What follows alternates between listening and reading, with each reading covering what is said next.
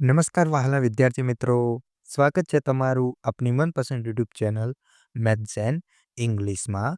વહાલા વિદ્યાર્થી મિત્રો, આજના વિડીયો લેક્ચરમાં આપણે સ્વાધ્યાય 10.1ના પ્રશ્નોનું સોલ્યુશન કરવાના છીએ.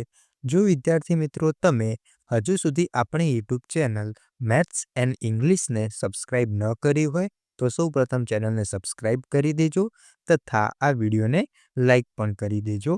તો ચાલો સોલ્યુશનની શરૂઆત કરીએ.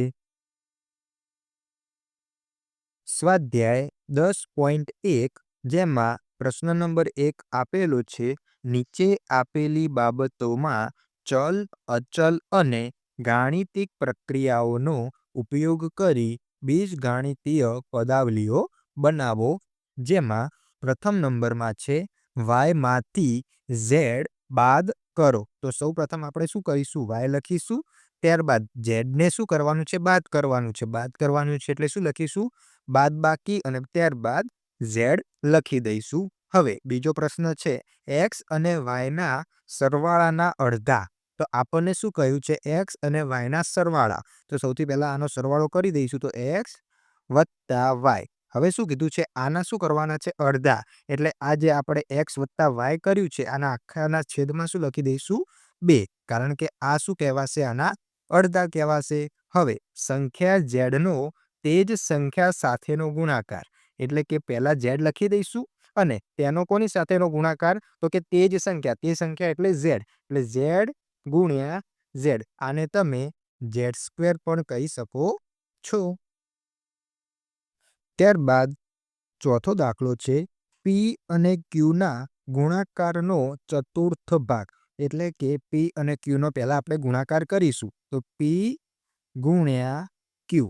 હવે તેનો કેટલો ભાગ? ચતુર્થ ભાગ. ભાગ છે એટલે ભાગાકાર, ચતુર્થ એટલે 4 વડે. તો આને કેટલા વડે ભાગીશું? 4 વડે. આને આપણે આ રીતે પણ લખી શકીએ છીએ pq ભાગાકારમાં 4. ત્યારબાદ x અને y બંને સંખ્યાઓનો વર્ગ અને તેમનો સરવાળો. તો સૌથી પહેલા આ બંને સંખ્યાનો વર્ગ કરી લઈએ. તો x² અને y². ત્યારબાદ શું કીધું છે? તેમનું સરવાળો. એટલે આ બંને વચ્ચે શું આવી જશે? પ્લસની ચિહ્ન આવી જશે. ત્યારબાદ m અને n સંખ્યાના ગુણાકારના m અને n નો ગુણાકાર. તો m ગુણ્યા n.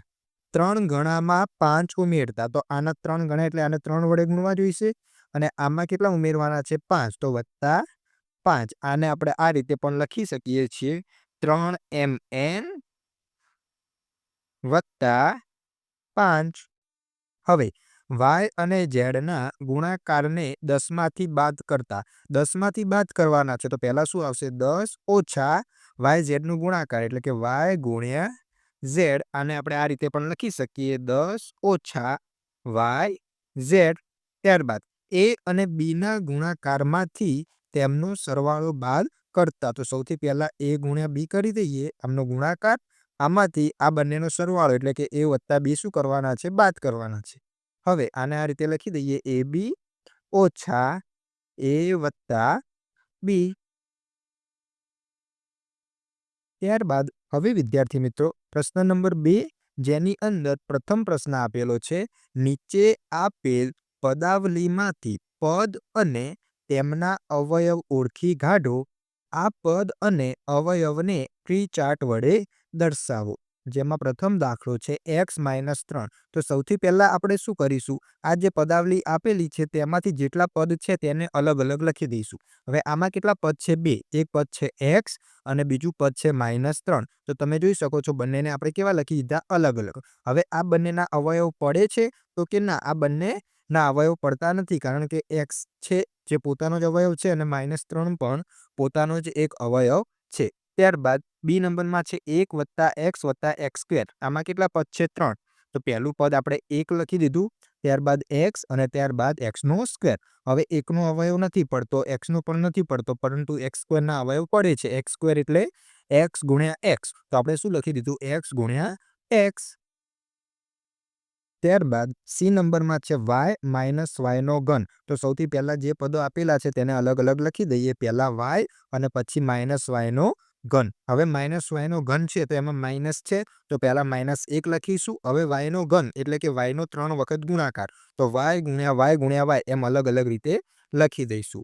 ત્યારબાદ ડીમાં છે 5xy² વત્તા 7x²y. હવે આમાં કેટલા પદ છે? 2 પદ. તો સૌથી પહેલા 5xy² ને લખી દઈશું અને બીજો પદ 7x²y ને લખી દઈશું. હવે બંનેના અવયવ લખીશું તો સૌથી પહેલા 5, ત્યારબાદ x. હવે y² છે એટલે કે y કેટલી વખત છે? 2 વખત. તો y ને 2 વખત લખી દઈશું. ત્યારબાદ 7 એમના એમ લખી દઈશું. x² એટલે x ને 2 વખત લખીશું અને y એક જ છે એટલે 1 વખત આપણે y લખી દઈશું. ત્યારબાદ ઈ નંબરમાં છે -ab વત્તા 2b² -3a². તો આમાં કુલ 3 પદો છે તો સૌથી પહેલા 3 પદોને અલગ-અલગ રીતે લખી દીધા. હવે -ab તો માઇનસ છે એટલે -1 આવશે. પછી ab એટલે a ગુણ્યા b, તો a અને b ને લખી દીધા.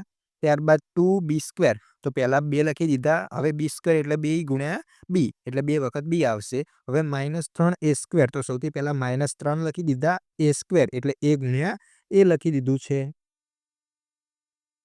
ત્યારબાદ હવે વિદ્યાર્થી મિત્રો પ્રશ્ન 2 જેમાં બીજો નંબરનો પ્રશ્ન છે, નીચે આપેલી પદાવલીમાંથી પદ અને અવયવ ઓળખી કાઢો. તો સૌથી પ્રથમ આપણે એક સુંદર મજાનું કોષ્ટક બનાવી દીધું છે જેમાં સૌપ્રથમ ક્રમ લખ્યા છે, ત્યારબાદ પદાવલી એટલે કે રકમ લખી છે, ત્યારબાદ તેમાં કયા-કયા પદ આવે છે તે આપણે અહીં લખશું અને તેના અવયવ અહીં લખી દઈશું. જેમાં એ નંબરમાં છે -4x વત્તા 5. તો આમાં કેટલા પદ છે? 2. કયા-કયા? એક -4x અને બીજું 5. તો એટલે આપણે લખી દઈએ -4x અને 5. હવે અહીં આના અવયવ લખી દઈએ. તો આના અવયવ કયા-કયા થશે? તો પહેલા આપણે લખીશું -4 અને ત્યારબાદ છે x, તો અને x. હવે 5 તો 5 તો એમના એમ જ આવી જશે. હવે બી નંબરમાં છે -4x વત્તા 5y. તો કયા-કયા પદ છે? -4x અને 5y. હવે આના અવયવ લખીએ તો પહેલા -4 એમના એમ અને x પણ એમના એમ. હવે 5y છે તો 5 અને y અહીં આવી જશે. ત્યારબાદ સી નંબરમાં 5y વત્તા 3y². તો 5y અને 3y નો સ્ક્વેર છે. હવે 5y એટલે 5 અને y અવયવ થશે 3y² એટલે 3y અને y એના અવયવ બનશે. ત્યારબાદ વિદ્યાર્થી મિત્રો ડી નંબરમાં છે xy વત્તા 2x²y². તો પદ છે xy અને 2x²y². હવે આના અવયવ લખી દઈએ તો આનો થશે xy, ત્યારબાદ આમાં આવશે 2, પછી x² એટલે 2 વખત x અને y² એટલે 2 વખત y આવી જશે. ત્યારબાદ pq વત્તા q. તો એક પદ છે pq અને બીજું પદ છે q. હવે અવયવ લખીએ તો pq એટલે p ગુણ્યા q એટલે આવશે p અને q અને જ્યારે આટલે તો માત્ર આવશે q જ. ત્યારબાદ એફ નંબરમાં છે સૌથી પહેલા આપણે પદ લખી દઈએ તો 1.2ab, ત્યારબાદ -2.4b અને 3.6c. હવે આના અવયવ લખી દઈએ તો સૌથી પહેલા 1.2, ત્યારબાદ a અને ત્યારબાદ b. હવે આમાં છે પહેલા તો -2.4 અને ત્યારબાદ છે b, ત્યારબાદ આમાં 3.6 અને c.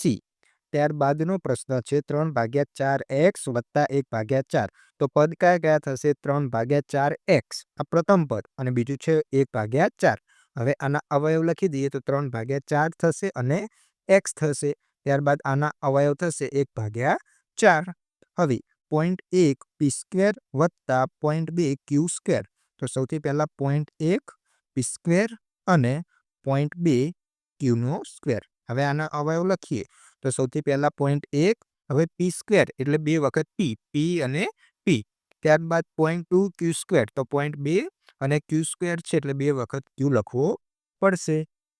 તો વિદ્યાર્થી મિત્રો અહીં આપણે સ્વાધ્યાય 10.1ની અંદર પ્રશ્ન નંબર 1 તથા પ્રશ્ન નંબર 2નું સંપૂર્ણ સોલ્યુશન પૂર્ણ કરીએ છીએ. મળીશું એક નવા વિડીયો સાથે. જોડાયેલા રહો મેથ્સ એન્ડ ઇંગ્લિશ યુટ્યુબ ચેનલમાં. ધન્યવાદ.